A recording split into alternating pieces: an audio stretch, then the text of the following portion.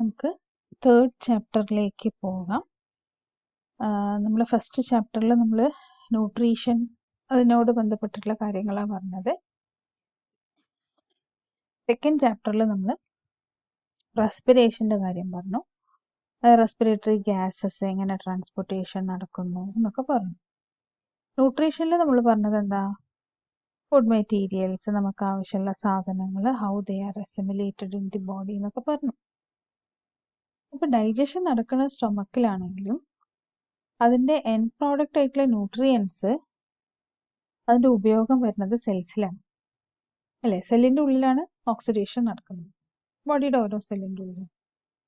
അപ്പോൾ ഓക്സിഡേഷൻ നടക്കണമെങ്കിൽ ഓക്സിജൻ വേണം.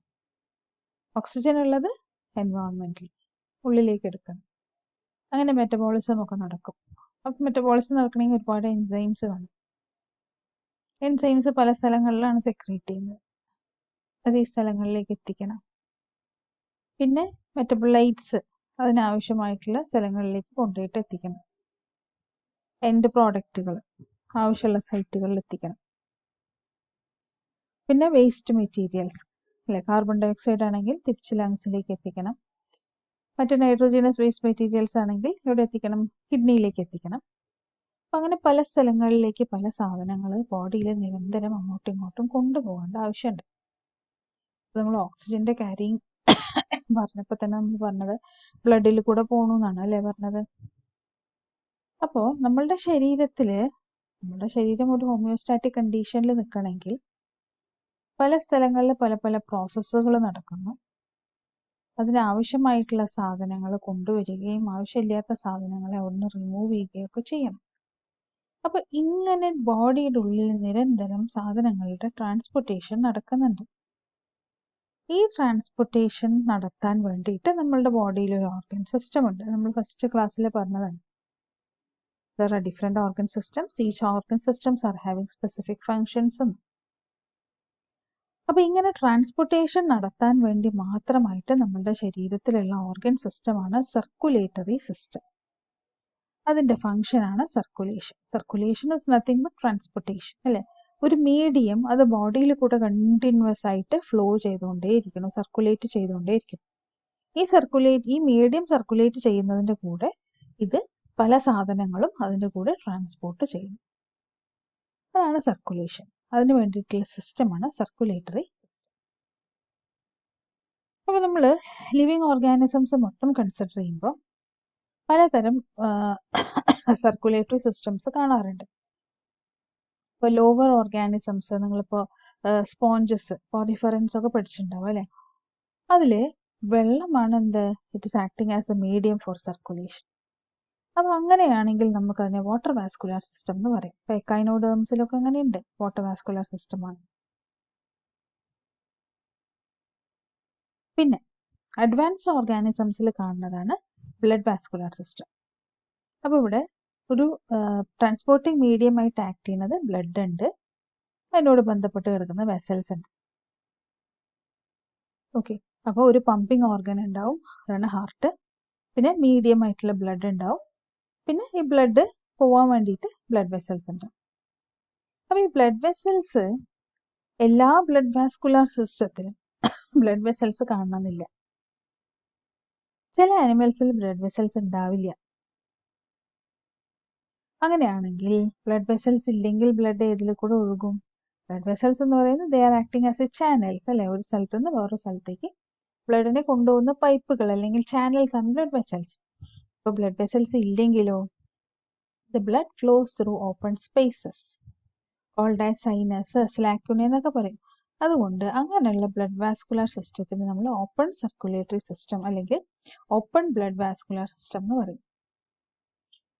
ഇനി if the blood vessels, specific closed blood vessels are seen or channels are seen for the flowing of the medium or the blood, that type of circulatory system is called as a closed circulatory system അല്ലെങ്കിൽ closed blood vascular system എന്ന് പറയും. Okay, അതാണ് blood vascular system. രണ്ട് type, ഓപ്പണും ക്ലോസ്ഡും.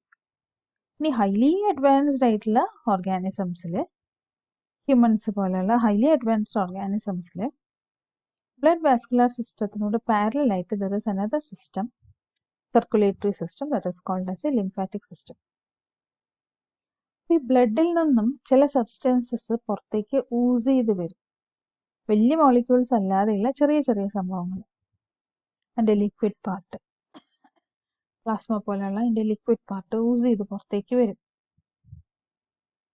അതിനാണ് നമ്മൾ lymph എന്ന് പറയുന്നത്. അപ്പോൾ ഈ ലിംഫ് പമ്പ് ചെയ്യാൻ വേണ്ടിയിട്ടാണ് സെപ്പറേറ്റ് ആയിട്ട് ലിംഫാറ്റിക് സിസ്റ്റം ഉള്ളത്. Goes parallel to the blood vascular system. അപ്പോൾ ബ്ലഡ് വാസ്കുലർ സിസ്റ്റത്തിനോട് അതേപോലെ തന്നെ ലിംഫ് ഉണ്ടാവും, ലിംഫ് ഹാർട്ട് ഉണ്ടാവും. ചെറിയ നോഡ്യൂൾസ് ആണ്, അല്ലാതെ നമ്മുടെ ഹ്യൂമൻ ഹാർട്ട് പോലെയല്ല, ചെറിയ നോഡ്യൂൾസ് ആണ് അത് പമ്പിങ് ചെയ്യാൻ വേണ്ടിയിട്ട്. ലിംഫ് ഹാർട്ടുകളുണ്ട്, lymph vessels. That forms the lymphatic system.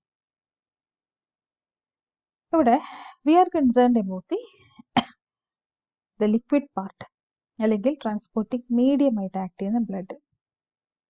Blood vessels ഒക്കെ നമുക്ക് അറിയാവുന്നതാണ്, അല്ലെ? ആർട്ടറീസും വെയിൻസും ഒക്കെ നമുക്ക് അറിയാവുന്നതാണ്. ആർട്ടറീസും വെയിൻസിനെ പറ്റി പറയുന്ന സമയത്ത് ആർട്ടറീസ് നമുക്കറിയാം ഓക്സിജനേറ്റഡ് ബ്ലഡ് ക്യാരി ചെയ്യാനുള്ളതാണ്, except the pulmonary artery which carry deoxygenated blood. All the veins are carrying deoxygenated blood except the pulmonary vein which carry oxygenated blood. പിന്നെ ആർട്ടറീസ് നമുക്കറിയാം തിക്ക് വാൾഡ് ആണ്, പൾസേറ്റിംഗ് ആണ്, അതുകൊണ്ട് ഹൈ പ്രഷർ സസ്റ്റെയിൻ ചെയ്യാൻ പറ്റും, deeply located ആണ്. Veins ആണെങ്കിലോ thin walled ആണ്, വാൽവുലാർ ആണ്, പെരിഫറൽ ആണ്. നമ്മൾ പുറത്ത് നമുക്ക് കാണാൻ പറ്റുന്നതെല്ലാം തന്നെ വെയിൻസ് ആണ്. ഓക്കെ, അപ്പോൾ there are so many differences between the arteries and the veins. അതൊക്കെ നമ്മൾ ചെറിയ ക്ലാസ്സിൽ നിങ്ങൾ പഠിക്കുന്നതാണ്. Now we can move on to the blood. അപ്പോൾ blood it is actually A liquid connective tissue. ഒരു ഫ്ലൂയിഡ് കണക്റ്റീവ് ടിഷ്യൂ ആണ് ബ്ലഡ് എന്ന് പറയുന്നത്. നമ്മുടെ ശരീരത്തിന്റെ എല്ലാ ഭാഗത്തും എന്നും എത്തുന്ന ഒരു സാധനം ബ്ലഡാണ്. ഈച്ച് ആൻഡ് എവറി സെൽസ്, അല്ലെ? ഓരോ മുക്കിലും മൂലയിലും സാധനങ്ങൾ കൊണ്ടെത്തിക്കും. അതുകൊണ്ട് തന്നെ blood is otherwise called as a river of life എന്നും കൂടി പറയും. So actually it is a fluid connective tissue forming about 8% of the body weight. Volume നോക്കുകയാണെങ്കിൽ ഒരു ആവറേജ് മെയിലിന്റെ ബോഡിയിൽ ഒരു 5 മുതൽ 6 ലിറ്റർ വരെ ബ്ലഡ് ഉണ്ടാവും.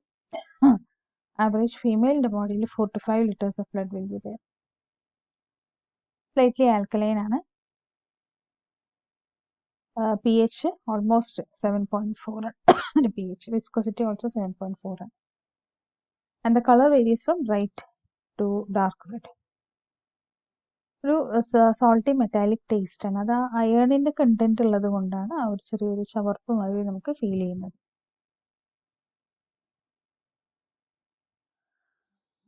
ബ്ലഡിന്റെ കോമ്പോസിഷൻ നോക്കുകയാണെങ്കിൽ ഓൾമോസ്റ്റ് 55% പ്ലാസ്മയാണ്, ലിക്വിഡാണ്.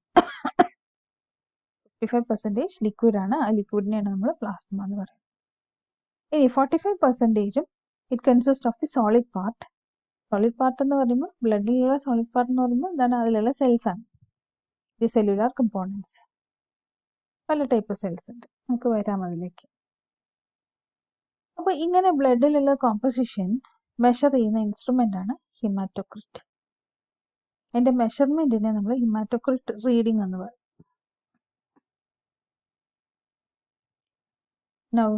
നമ്മൾ പ്ലാസ്മ നോക്കുകയാണെങ്കിൽ ഇതേമാതിരി ഒരു സ്ട്രോ കളേർഡ് ആയിട്ടുള്ള ലിക്വിഡാണ് പ്ലാസ്മ എന്ന് പറയുന്നത്. ഈ സ്ട്രോ കളേർഡ് ആയിട്ടുള്ള ലിക്വിഡ് ഇതിന്റെ 90 to 92% വാട്ടർ ആണ്, സ്ലൈറ്റ്ലി ആൽക്കലൈൻ ആണ്. Okay, 90 to 90% water, 8 to 9% other components ആണ്. അത് ഓർഗാനിക് ആവാം, ഇൻഓർഗാനിക് ആവാം, ഗ്യാസസ് ആവാം.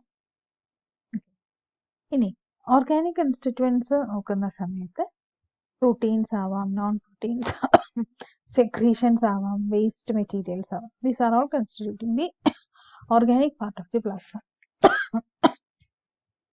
ഇൻഓർഗാനിക് കൺസ്റ്റിറ്റ്യുവൻസ് ഉണ്ടാവും, പിന്നെ gases. So these are the various components. ഓരോന്നായിട്ട് നോക്കാം. നമ്മൾ പറഞ്ഞു ഓർഗാനിക് കൺസ്റ്റിറ്റ്യുവൻസ്, ഓർഗാനിക് കൺസ്റ്റിറ്റ്യുവൻസ് ആയിട്ട് പ്രോട്ടീൻസ് ഉണ്ട്, നോൺ പ്രോട്ടീൻസ് ഉണ്ട്, സെക്രീറ്ററി ഉണ്ട്, മെറ്റീരിയൽസ് ഉണ്ട്, എൻസൈംസ്, ഹോർമോൺസ് മാതിരി വേസ്റ്റ് മെറ്റീരിയൽസ്. പിന്നെ ഇനോർഗാനിക് കൺസ്റ്റിറ്റ്യുവൻസ് ഉണ്ട്, ഗ്യാസസ്. ഇനി പ്രോട്ടീൻസ് നോക്കുകയാണെങ്കിൽ ഓർഗാനിക് പാർട്ടായിട്ടുള്ള പ്രോട്ടീൻസ് നോക്കുകയാണെങ്കിൽ ആൽബുമിൻ പ്രോട്ടീൻസ് ഉണ്ട്. Regulate blood volume. ആൽബുമിൻ്റെ ഫംഗ്ഷൻ ബ്ലഡ് വോള്യൂം റെഗുലേറ്റ് ചെയ്യുന്നു. Exerting the osmotic pressure to maintain the water balance between tissues and blood.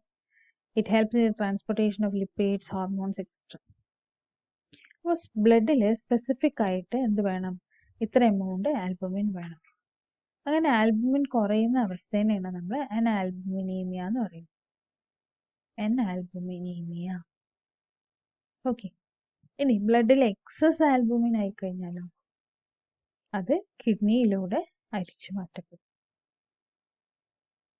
Okay. പ്രോട്ടീനാണ്, nitrogenase waste material ആണ്. അത് പ്രോട്ടീൻ ഡിസിൻറ്റഗ്രേഷൻ നടക്കുന്ന മാതിരി അത് ഡിസിൻറ്റഗ്രേറ്റ് ചെയ്ത് പോകും. എന്നിട്ട് നൈട്രോജനസ് വേസ്റ്റ് മെറ്റീരിയൽ ആയിട്ട് എലിമിനേറ്റ് ചെയ്യപ്പെടും. ഓക്കെ. ഇനി അപ്പോൾ ബ്ലഡിൽ ധാരാളം എന്തുണ്ട്? ആൽബുമിൻ ഉണ്ട്. അപ്പോൾ നമ്മളെ കിഡ്നി ആണ് ബ്ലഡ് ഫിൽട്ടർ ചെയ്യുന്നത് അല്ലേ? ബ്ലഡ് ഫിൽട്ടർ ചെയ്യുന്ന സമയത്ത് പ്രോട്ടീൻസ് എന്നൊക്കെ പറഞ്ഞാൽ മാക്രോസൈസ്ഡ് ആയിട്ടുള്ള മോളിക്യൂൾസ് ആണ്. അപ്പോൾ ചിലപ്പോൾ ഈ അൾട്രാ ഫിൽട്രേഷൻ നടക്കുന്ന നെഫ്രോണിൻ്റെ പാർട്ടിൽ എന്തെങ്കിലും പ്രശ്നങ്ങൾ ഉണ്ടായിക്കഴിഞ്ഞാൽ സാധാരണഗതിയിൽ ആൽബുമിൻസ് ഫിൽട്ടർ ചെയ്ത് പോവില്ല, ബ്ലഡിൽ തന്നെ റീറ്റെയിൻ ചെയ്യപ്പെടും. പക്ഷേ ചില സമയത്ത് അവിടെ എന്തെങ്കിലും പ്രശ്നം ഉണ്ടെങ്കിൽ ഈ ആൽബുമിൻ യൂറിനിലേക്ക് കിടക്കും. അങ്ങനെ യൂറിനിൽ അപ്പിയർ ചെയ്യാൻ തുടങ്ങും. അപ്പോഴാണ് നമ്മൾ പറഞ്ഞില്ല, ഇപ്പോൾ നമ്മൾ യൂറിനേറ്റ് ചെയ്യുന്ന സമയത്ത് നമ്മൾ ഫ്ലഷ് ചെയ്യുമ്പോൾ നല്ല പദം ഉണ്ടാവും. പദം ഉണ്ടാവും സാധാരണ, പക്ഷെ നമ്മൾ ഫ്ലഷ് ചെയ്ത് പോവും. ഫ്ലഷ് ചെയ്യുന്ന സമയത്ത് പദം കൂടി വരികയാണെങ്കിൽ സംശയിക്കാം ആൽബുമിൻ ഉണ്ട് എന്നുള്ളത്. ആൽബുമിനൂറിയ എന്നാണ് അതിന് പറയുന്നത്. യൂറിനിൽ കൂടെ ആൽബുമിൻ എക്സ്ക്രീറ്റ് ചെയ്യും. അപ്പോൾ യൂറിനിലുള്ള ഒരു അബ്നോർമൽ കൺസ്റ്റിറ്റ്യുവൻ്റ് ആണ് ആൽബുമിൻ എന്ന് പറയുന്നത്. സാധാരണഗതിയിൽ ആൽബുമിൻ എവിടെയാണ് കാണുക? ബ്ലഡിലാണ് കാണുക, യൂറിനിൽ കാണാൻ പാടില്ല. അപ്പോൾ ബ്ലഡിലുള്ള ഒരു പ്രോട്ടീൻ പാർട്ടാണ്, അതായത് പ്ലാസ്മയിലുള്ള പ്രോട്ടീൻ പാർട്ടാണ് albumin. Having various functions, important functions in the body, especially blood pressure ഒക്കെ മെയിൻറ്റെയിൻ ചെയ്യാൻ വേണ്ടിയിട്ട്, വാട്ടർ അയണിക് ബാലൻസ് മെയിൻറ്റെയിൻ ചെയ്യാൻ വേണ്ടിയിട്ട്. പിന്നെ നെക്സ്റ്റ് ഇമ്പോർട്ടൻറ്റ് പ്രോട്ടീനാണ് ഗ്ലോബുലിൻസ് എന്ന് പറയുന്നത്. ഇപ്പോൾ ഗ്ലോബുലിൻസ് പലതരം ഗ്ലോബുലിൻസ് ഉണ്ട്. ആൽഫ ഗ്ലോബുലിൻസ് ഉണ്ട്, ബീറ്റ ഗ്ലോബുലിൻസ് ഉണ്ട്, ഗാമ ഗ്ലോബുലിൻസ് ഉണ്ട്. ഇതിൽ ആൽഫ ഗ്ലോബുലിൻസ് ട്രാൻസ്പോർട്ടേഷന് സഹായിക്കുന്നതാണ്.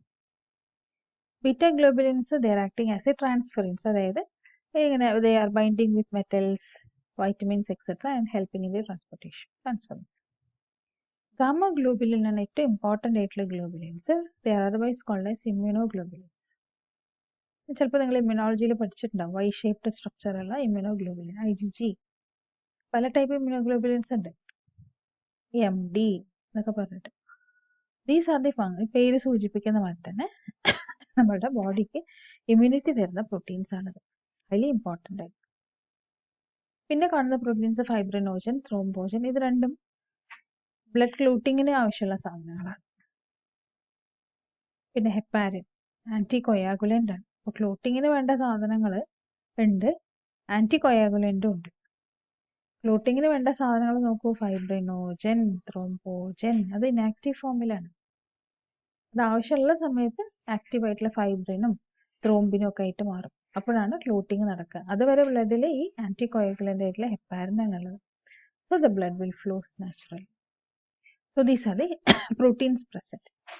ഇനി നോൺ പ്രോട്ടീൻ ആയിട്ടുള്ള ഓർഗാനിക് കമ്പോണൻസ് ഉണ്ട്. Glucose, amino acids, fatty acids, glycerol, cholesterol, vitamins, ഡൈജഷന് ശേഷം അബ്സോർബ് ചെയ്യുന്നതാണ്. പിന്നെ സെക്രീറ്ററി മെറ്റീരിയൽസ് ഉണ്ട് പറഞ്ഞല്ലേ, ഹോർമോൺസ്, എൻസൈംസ്, ആൻറ്റിബോഡീസ്, ഒരുപാടുണ്ട്. പിന്നെ വേസ്റ്റ് പ്രോഡക്ട്സ് ഉണ്ടാവും, urea, uric acid, ammonia, creatinine പോലുള്ള waste products. These are forming the non protein organic components of the body.